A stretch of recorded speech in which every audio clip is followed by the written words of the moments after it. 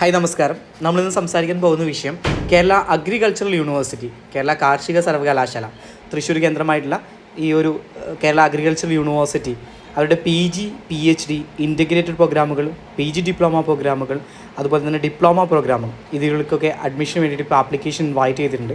അപ്പോൾ എല്ലാ പ്രോഗ്രാമുകളും ഉണ്ട്. ഡിപ്ലോമയുണ്ട്, PG ഡിപ്ലോമയുണ്ട്, അതുപോലെ തന്നെ ഇൻ്റഗ്രേറ്റഡ് +1 സെക്ഷനിൽ ഇൻ്റഗ്രേറ്റഡ് പ്രോഗ്രാമുണ്ട്, PG ഉണ്ട്, PhD ഉണ്ട്. അപ്പോൾ അതിൻ്റെ ആപ്ലിക്കേഷൻ ലാസ്റ്റ് ഡേറ്റ് എന്ന് പറഞ്ഞാൽ 11/6/2024 ലാസ്റ്റ് ഡേറ്റ് പറഞ്ഞേക്കുന്നത്. പക്ഷേ ഇത് നമ്മുടെ ഡിപ്ലോമ കോഴ്സുകൾ ഒഴിച്ചുള്ള ബാക്കി കോഴ്സുകളുടെ ഡേറ്റാണ്. ഡിപ്ലോമ കോഴ്സുകളുടെ ലാസ്റ്റ് ഡേറ്റ് എന്ന് പറഞ്ഞാൽ 14-ാം തീയതിയാണ്. പിന്നെ ഒരു 3 ദിവസം കൂടി ജൂൺ 14 വരെ ഉണ്ടാവും, മറ്റെല്ലാം ജൂൺ 11 വരെയാണുള്ളത്. അപ്പോൾ ഇതുമായി ബന്ധപ്പെട്ട കാര്യത്തെക്കുറിച്ച് സംസാരിക്കാൻ വേണ്ടിയിട്ടാണ് നമ്മൾ വന്നത്. അപ്പോൾ നമുക്ക് എല്ലാവർക്കും അറിയാവുന്ന പോലെ യൂണിവേഴ്സിറ്റിയിൽ നടത്തുന്നത് മാത്രമല്ല, യൂണിവേഴ്സിറ്റി കീഴിൽ കുറേ അഫിലിയേറ്റഡ് കോളേജുകളുണ്ട്, അവിടേക്കുള്ളതാണ്. നിങ്ങൾ ഇതിന് ആപ്ലിക്കേഷൻ സബ്മിറ്റ് ചെയ്യുമ്പോൾ ക്ലിക്ക് ഹിയർ ടു അപ്ലൈ ഓൺലൈനിൽ ഈ ഒരു ലിങ്കിലാണ് ക്ലിക്ക് ചെയ്തിട്ടാണ് നിങ്ങൾ ആപ്ലിക്കേഷൻ സബ്മിറ്റ് ചെയ്യുന്നത്. പക്ഷേ അതിന് മുമ്പ് കുറച്ച് കാര്യങ്ങളൊന്നും നമുക്ക് അറിയേണ്ടതുണ്ട്. അതിനുശേഷം മാത്രം ആപ്ലിക്കേഷൻ സബ്മിറ്റ് ചെയ്താൽ മതി. കോഴ്സുകളെക്കുറിച്ചും അതിൻ്റെ സ്ട്രക്ചറിനെ കുറിച്ചും അതിൻ്റെ എലിജിബിലിറ്റിയെക്കുറിച്ചും ഒക്കെ അറിയേണ്ടതുണ്ട്. അപ്പോൾ അതിലേക്ക് നമുക്കൊന്ന് കടക്കാം. ഇതാണ് നോട്ടിഫിക്കേഷൻ.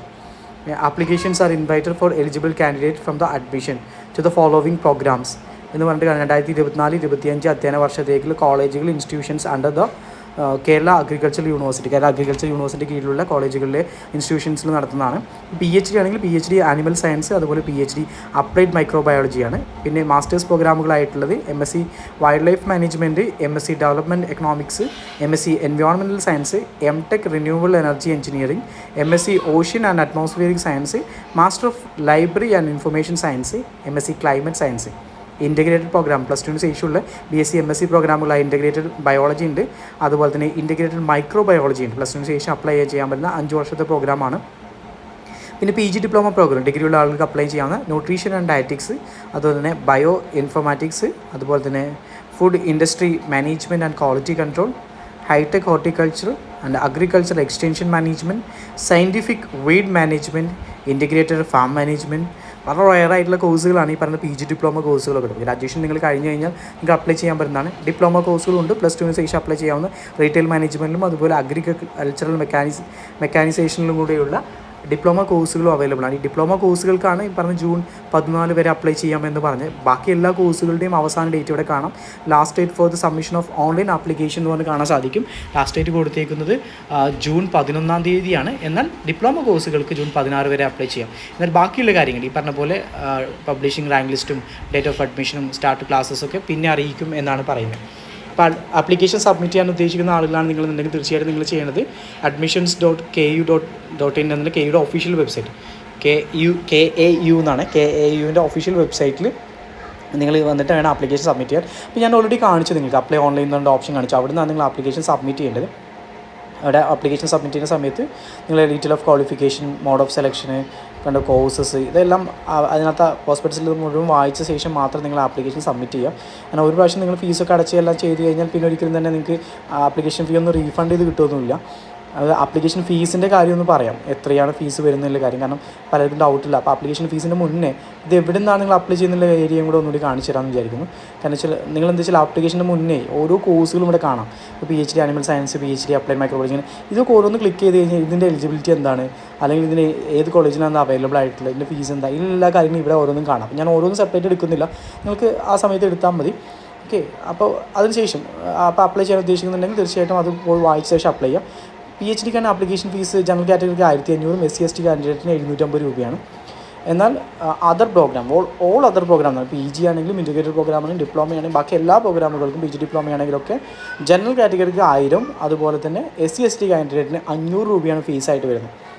പിന്നെ ഇവിടെ ഒരു കാര്യം കൂടി പറയുന്നത്, the candidate who does not belongs to SC/ST community will be treated at general candidate for the collection of application fee. Application fee collect ചെയ്യുന്നതിൽ SC/ST അല്ലാത്ത ബാക്കി എല്ലാവരെയും ജനറൽ കാറ്റഗറി പോലെയാണ് കണക്കാക്കുന്നത്. അവിടെ OBC എന്നോ OEC എന്നോ അങ്ങനെ ഡിവിഷൻസ് ഒന്നുമില്ല. ഒന്നുകിൽ ജനറൽ കാറ്റഗറി അല്ലെങ്കിൽ SC/ST കാറ്റഗറി എന്ന് മാത്രമേ ഉള്ളൂ. ഈ ആപ്ലിക്കേഷൻ ഫീസിൻ്റെ കാര്യത്തിലാണ്, അഡ്മിഷൻ്റെ കാര്യത്തിലല്ല. അഡ്മിഷൻ്റെ കാര്യത്തിൽ ഗവൺമെൻറ് പറയുന്ന എല്ലാവിധ റിസർവേഷൻസും ഉണ്ട്. ആപ്ലിക്കേഷൻ ഫീസിൻ്റെ കാര്യത്തിൽ മാത്രമാണ് ഞാൻ പറഞ്ഞ രീതിയിൽ ഈ ഒരു 2 കാറ്റഗറി ആയിട്ട് മാത്രമാണ് മാറ്റിയിരിക്കുന്നത്.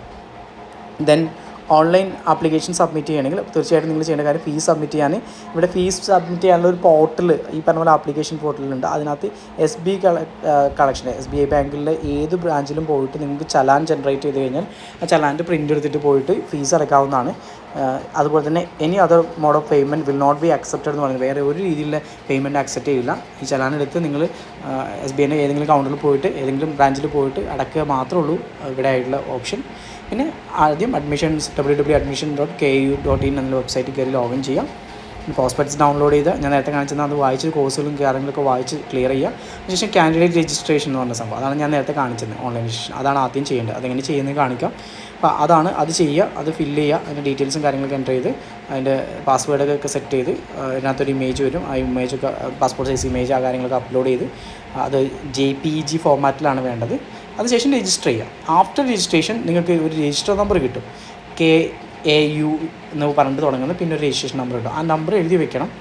ആഫ്റ്റർ രജിസ്ട്രേഷൻ നമ്മൾ എന്ത് ചെയ്യുക, കാൻഡിഡേറ്റ് ലോഗിൻ പോയിട്ട് ആ രജിസ്ട്രേഷൻ നമ്പറും നമ്മുടെ പാസ്വേഡും യൂസ് ചെയ്ത് ലോഗിൻ ചെയ്യുക. അതിനുശേഷം നമ്മൾ എന്ത് ചെയ്യുക, ക്വാളിഫിക്കേഷൻ ഡീറ്റെയിൽസും മറ്റു കാര്യങ്ങൾ കൊടുത്തതിന് ശേഷം പേയ്മെൻറ്റ് SB കളക്ട് എന്നുള്ളതിൽ കളക്ട് ചെയ്തിട്ട് നമ്മൾ ചലാനെടുത്തിട്ട് പേയ്മെൻറ്റ് അടക്കുക.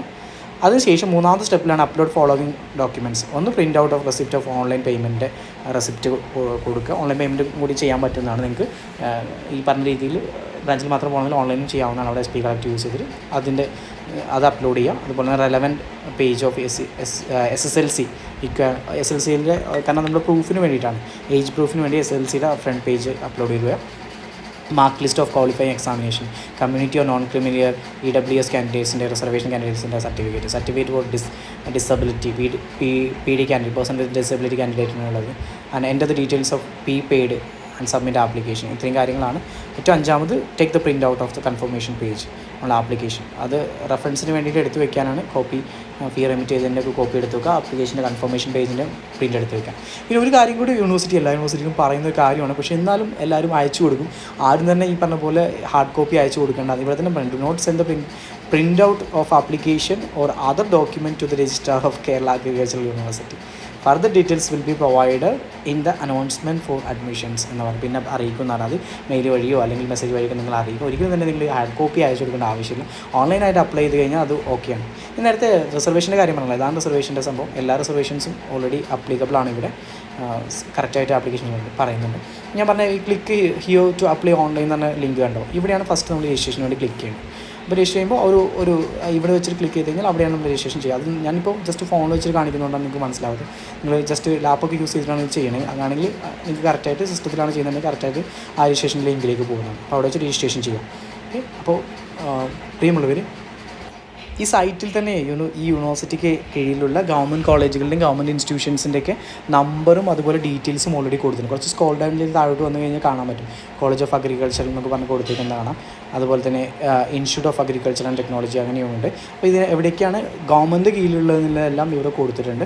അതിന് താഴോട്ട് വന്നു കഴിഞ്ഞാൽ ഫോൺ നമ്പേഴ്സും അവൈലബിൾ ആണ്. അപ്പോൾ പ്രിയമുള്ളവർ, ഈ ഒരു ഇൻഫർമേഷൻ നിങ്ങൾക്ക് എല്ലാവർക്കും ഉപകാരപ്രദമായി എന്ന് വിശ്വസിക്കുന്നു.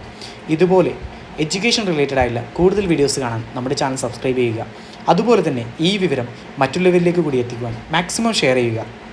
നിങ്ങളുടെ വിലയേറിയ അഭിപ്രായങ്ങളും നിർദ്ദേശങ്ങളും ഈ വീഡിയോക്ക് താഴെ കമൻറ്റ് ചെയ്യുക. അപ്പോൾ എല്ലാവർക്കും നല്ലൊരു ദിവസം ആശംസിച്ചുകൊണ്ട് ഇന്നത്തേക്ക് വിടവാങ്ങുന്നു. ഞാൻ ഹാരിഷ് പൂക്കോടൻ.